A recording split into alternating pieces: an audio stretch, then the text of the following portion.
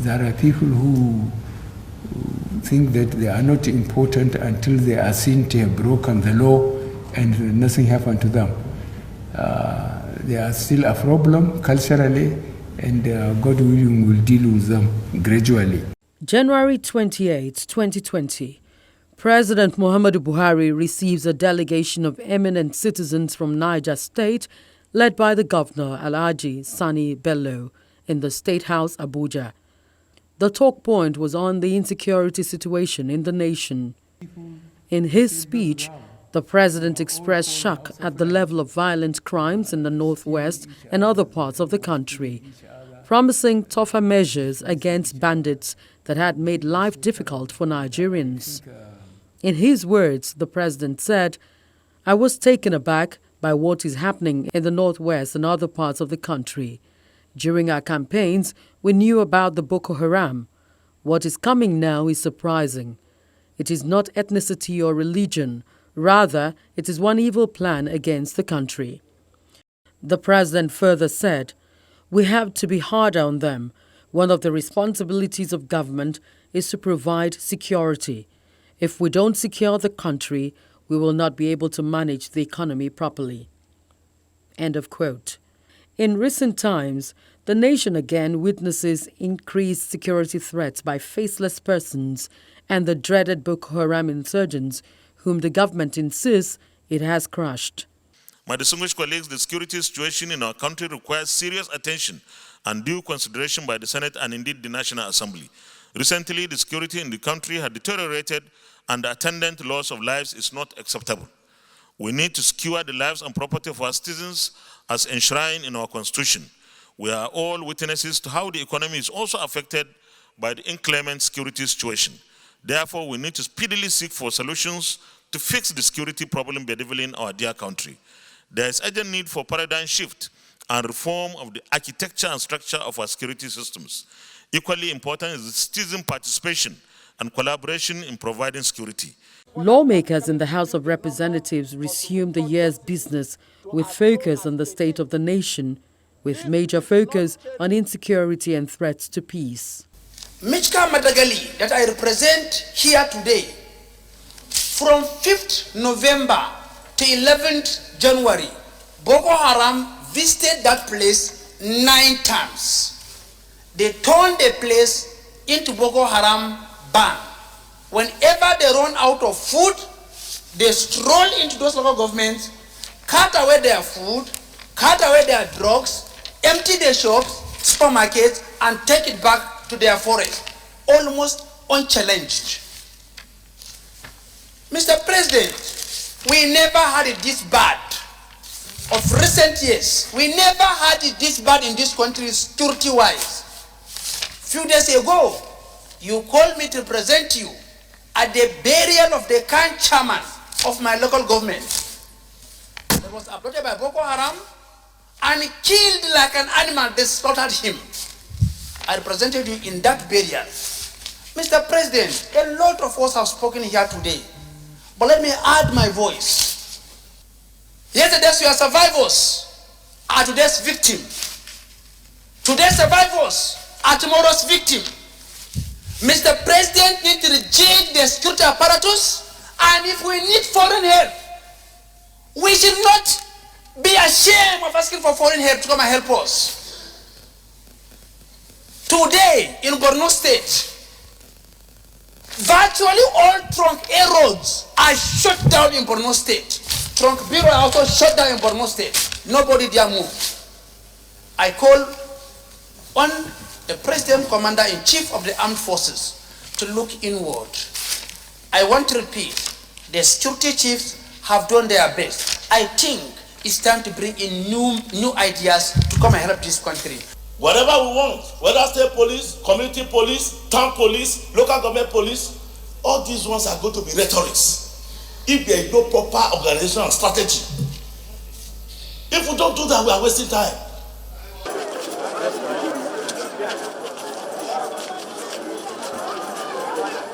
February 2nd, 2020.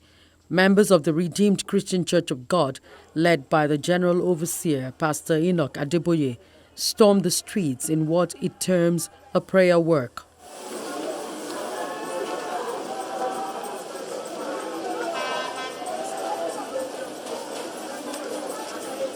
Government must rise up to the challenges of insecurity. What he's doing today is a kind of a statement. What he's doing today is a statement.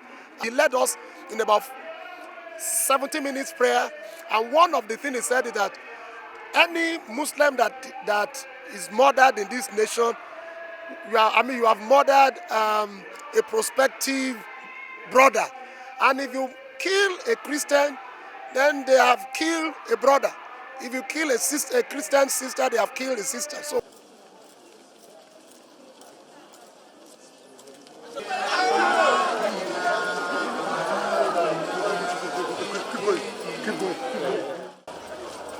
local parishes of RCCG follow the lead from the headquarters in a prayer walk against killings in the nation.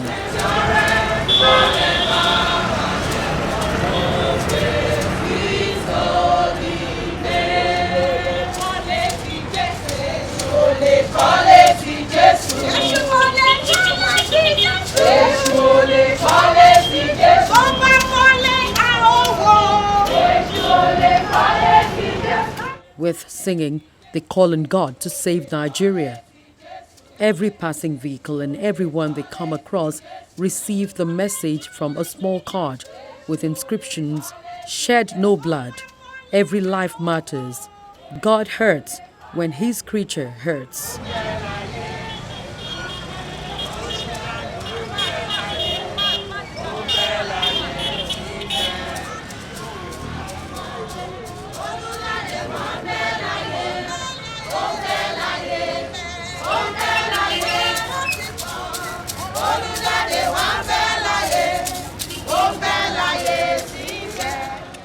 anyone that is fighting the image of Nigeria, God will begin to contend with their image in the name of Jesus. We do not have another country. This is our land. This is our country. And in this Nigeria we will live, we will move, we will have our being. In this Nigeria we possess the gates of our enemies in Jesus' name. Whatever arrangement God will do, God will arise. And the enemies of Nigeria, from the executive, from the legislature, from the judiciary, from the politician, from the ministerial, even from the clergy people who are calling the name of God to do evil, God will terminate them. It is, their time is over in this nation in the name of Jesus.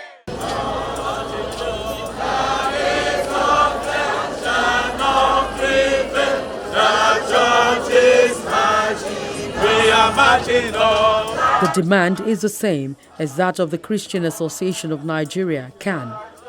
The association lost one of its chairmen in Michika, Adamawa State, to insurgents in a gruesome murder. As long as we continue to see bloodshed, kidnap on the roads, we will continue to call upon you, because you are a government that we elected to provide security for all of us. We are praying for you, but let our prayers be answered by making sure that you rise up to this situation and bring an end to it. The unorganized soldiers that are called bandit terrorists should not be more powerful than the one that is organized. We have a legitimate military upon which trillions of naira are being spent in order to keep us safe. When they are not doing it, they are not doing it. There are no politics about it. Some of these politicians in the national assemblies, etc., they cannot get to their communities, their villages. If they want to prove me wrong, let them drive to their villages, in the north especially, and let us see whether they will come back. It is that bad. I am very close to the grassroots. This nonsense of killing must stop. Our president, Buhari, should rise up and up his game on the issue of security. Thank you for everything that has happened to you. Oh, this is Allah. Boko Haram strikes Kwarangilim in Chibok local government area of Borno State, forcing villagers to take refuge in safer locations. No figure of casualty has been given for the attack. The sad abduction of over 200 schoolgirls from Chibok on April 14, 2014 is yet to settle, though the government has been able to secure the release of over 100 of them as part of a deal between the government and the armed group. Over 100 of the girls are still missing.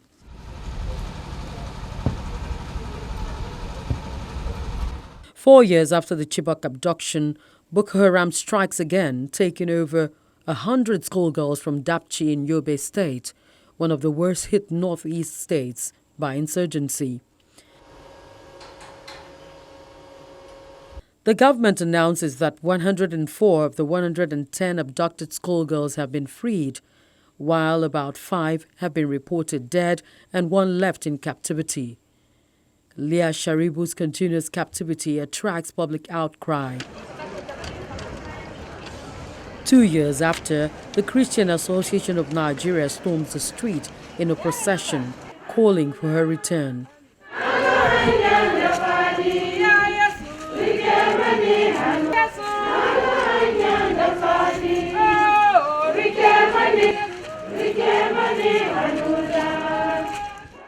While commending the military in restoring peace in the area, they want the federal government to take the fight to the insurgents' enclave instead of repelling attacks. In solidarity with the whole of Nigerians, we are also voicing out to add to the million voices of Nigerians about the situation of insecurity in the country, the insistent killings all over. So it's not a matter of religion, but it's about humanity.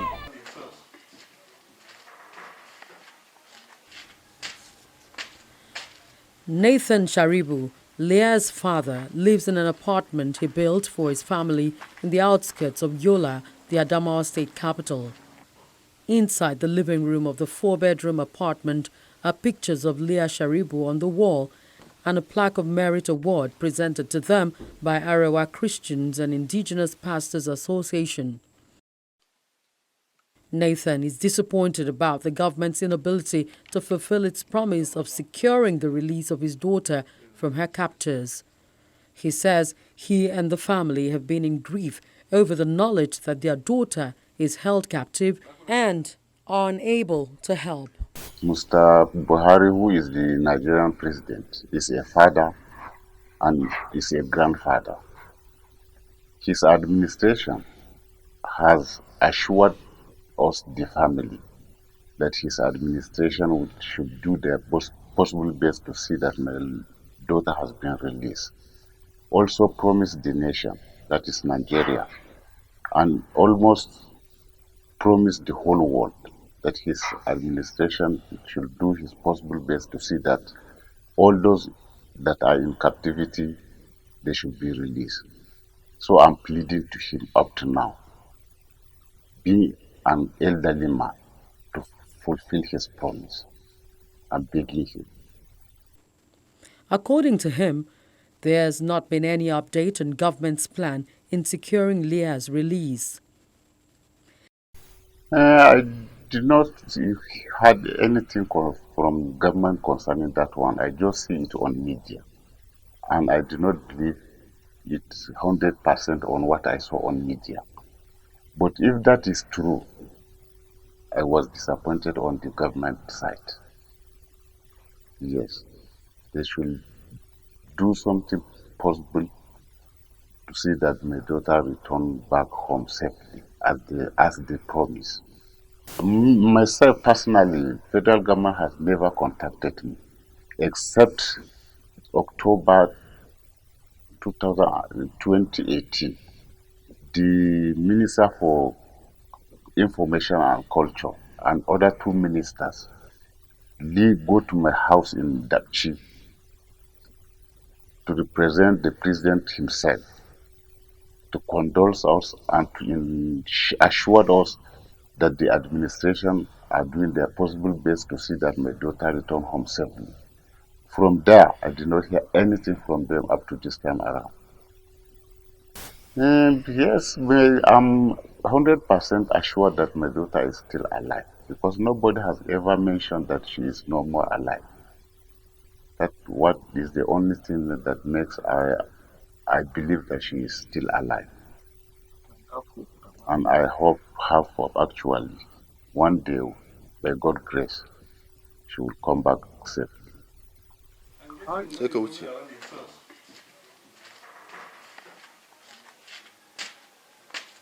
Palpable fear is felt as the killings and destructions increase. Regions set up their own idea of security outfit, though yet to be adopted. In a recent sitting, the House of Representatives tells President Muhammadu Buhari to replace his security chiefs. Mr. Speaker, where we are now, the position we are right now, there is need for us to change our system. Mr. President should look at the service chief, because here we are always calling on Mr. Speaker. You are leading us. The head determine a lot of things that happen. The service chiefs are the heads of these agencies. There is what we call the law of diminishing return in economics. Mr. Speaker, these people have lost touch with reality. They sit in their Oval Office. Now they will sponsor television programs to tell us what is happening. And the story they are telling us is different from what is happening out there in our communities. There is need for Mr. President to look at them, look at the service chief very well, make a change so that somebody can come with fresh idea. We have good people, armies trained both within and outside the country that can handle those positions. Let us bring in fresh heads. Let us bring better ideas, because the ideas that they had is long overstretched, and like I said, the law of diminishing return has set in, and they are no longer giving us what we want. But retired Colonel Sani Ndabawa explains that the change of service chiefs is not an option. When situation changes, you change tactics. Simple. How do we change tactics? We are in a modern technological advanced world. Do we have the sophisticated weaponry even to be monitoring the activities of these bandits and all others who are miscreant, who are causing confusion in the country? If I change you as a leader of a location and I have not viewed critically what is causing the problem, am I achieving anything there? But what if I view the situation objectively and equip the personnel with what is supposed to be useful in combating all these crime activities? Because now technology has advanced to such a stage that they say we are now in a global world. The world is a global village, which means we have so many surveillance equipment that we can use to be monitoring the whole of this country. Do we have that equipment? Only the government or the authority can tell us that, because I'm not in the service, so I'm not in a position to know how equipped the armed forces are now to face modern challenges of crime prevention and counter-insurgency operations. Colonel Ndabawa insists corruption is a major challenge to Nigeria's security. The Constitution presently does not recognize the importance of our traditional rulers as a beacon of security. As I can recall, formerly, whatever happens within a ward or a domain, may Ungwa, the ward head, the district head, are the one who normally takes issues. If a stranger comes to any location, the may Ungwa, all the community will know today we have a stranger, and we know the type of stranger, what he does, what type of business he conducts, all that we know of. But presently, we don't give them any chance to do that, knowing full well that those miscreants, they have, they are, in fact, they have, so many, they have so many deficiencies. Let me use that word. First, our level of literacy is very low. The sophistication of the citizenry is low. Our economic, standard is also low. I think these are some of the basic factors where a democratic setting can thrive, which we lack in Nigeria. Other mixed reactions follow. Nobody is safe. You don't know what's happening right next door to you. As a citizen, I'm in support of the members of the House. The security chiefs should be gone. Their time is over and the security issue in the country is getting deteriorating and people are dying. Even of recent in Kaduna, Abuja, people have been hijacked, all this and this. Everyone knows about it. Even the Northern Elders Forum have been calling for the president to take action about the issue of the security. Unfortunately, we don't know what has been going on, but we ask the president to act more on the issue of security.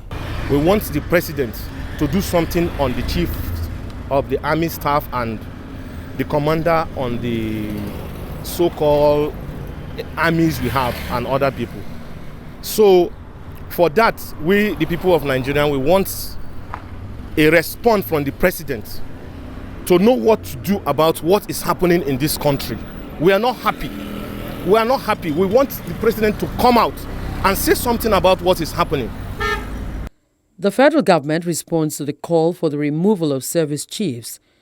The secretary to the government, Boss Mustafa, explains that Nigeria is in a difficult situation and needs synergized intelligence to address insecurity.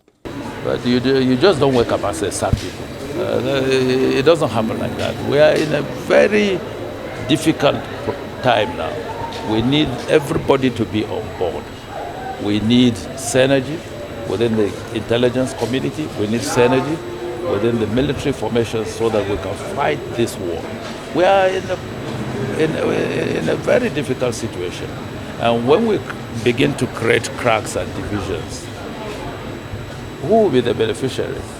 The adversaries are the ones that will exploit those divisions and further the cost of destabilizing the nation. So I think at this moment, all we need is for everybody to be on the same page, to fight a defined battle of securing this nation, protecting lives and properties, and ensuring that every Nigerian has the opportunity to live a prosperous life.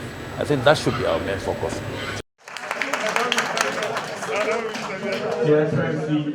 In a recent comment, the governor of Borno State, Professor Babagana Zulum, calls for the recruitment of 100,000 soldiers into the battalion for the country to win the war against insurgency. Governor Zulum suggests that half of that number of recruits should come from Borno State. He was speaking when the House of Representatives Committee on Defense visited him in Maiduguri, the state capital. Borno State has been the epicenter of Boko Haram attacks. The recruitment of locals. Kindly inform the Speaker as well as the Senate President that they should advise the federal government to do mass recruitment of up to 100,000 into the Nigerian army. How? They should come and recruit the locals, irrespective of whether they have the Western education or not.